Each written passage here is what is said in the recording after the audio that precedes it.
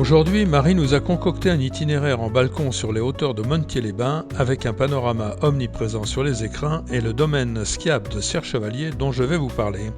Et pour nous allécher, elle nous a promis pléthore de mouflons, bouquetins et chamois.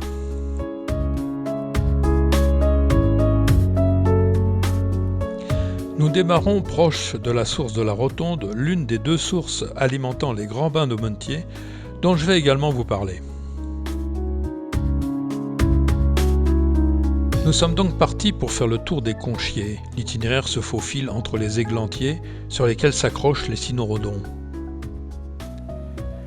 Passé le torrent de Saint-Joseph sur la passerelle, la montée se fait au milieu d'anciennes terrasses de culture.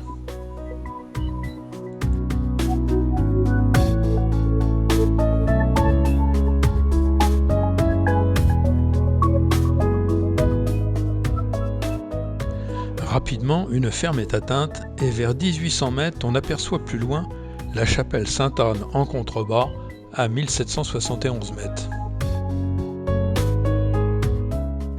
La croix a été remplacée en 1986 suivie d'une procession. Vous voulez pas me croire? Eh bien regardez. Et pas d'hélico pour monter la croix.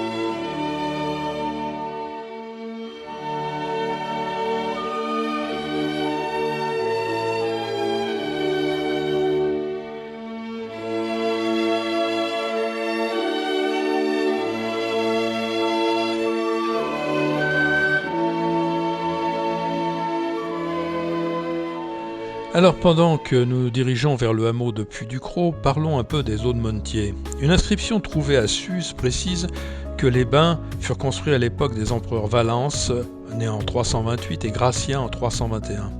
Le village s'appelait alors Stabatio, signifiant lieu propice à la guérison. Situé sur la voie domitienne, il était un lieu de passage très fréquenté entre Briançon et Grenoble.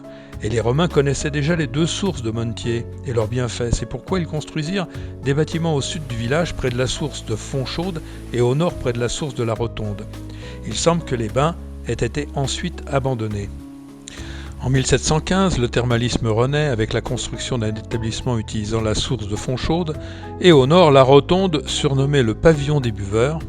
Ces eaux ne seront prescrites qu'en boisson pour leurs propriétés gastriques et seront complémentaires avec les eaux de Fontchaude prescrites en bain de douche pour leurs propriétés dermatologiques et rhumatologiques.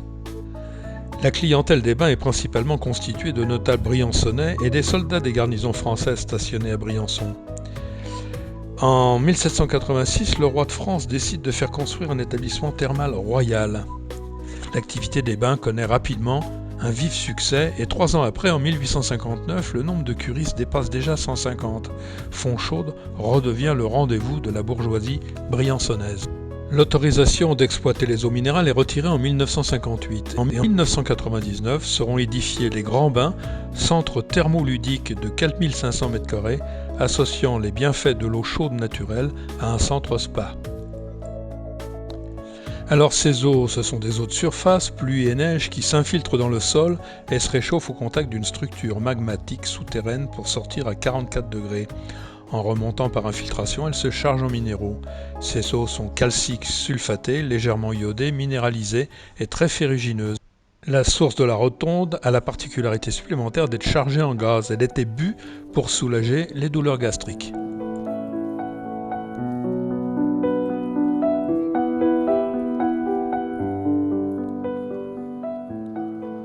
Nous arrivons à la chapelle Saint-Alexis, à 1925 mètres, sur le hameau abandonné de Puy-du-Cros. La vue est extraordinaire. Le dôme de Montier, les agneaux, les pics de Combéno, que du bonheur. Et à propos de Montier, savez-vous comment on surnomme ses habitants? Les tripes chaudes.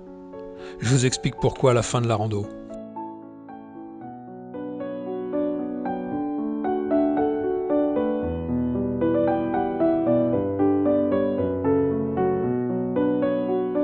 Nous dominons une partie du domaine skiable de Serre-Chevalier, alors parlons-en. Située dans le Briançonnais, c'est une station de sport d'hiver située dans la vallée de la Guisane. Elle a été créée en 1941 après l'édification du téléphérique depuis Chantemerle vers le sommet de Serre-Chevalier à 2483 mètres.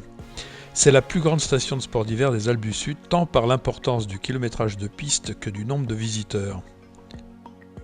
Le domaine s'étend sur les communes de Briançon, puis Saint-Pierre, puis Saint-André, Saint-Chaffray, la Salle des Alpes et Montier-les-Bains, ainsi que Pelvoux. Ce sont 250 km de pistes de ski alpin entre 1200 et 2830 mètres d'altitude, 82 pistes sur 410 hectares balisés et au total une emprise de 3900 hectares. Cela en fait l'un des plus grands domaines skiables d'Europe.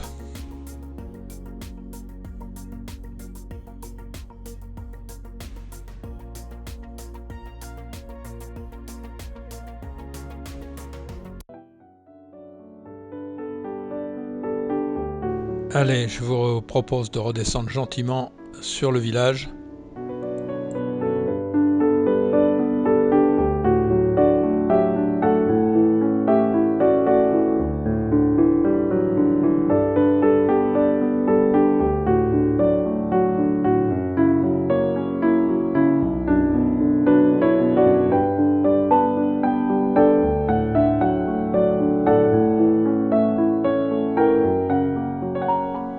Et vous aurez noté que mouflons, bouquetins et chamois nous auront snobés.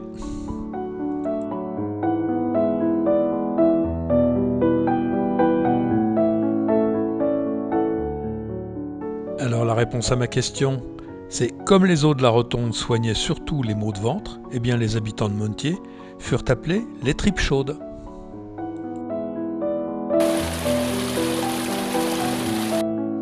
Bon, et tout ça, ça vaut bien une bonne bière, non ?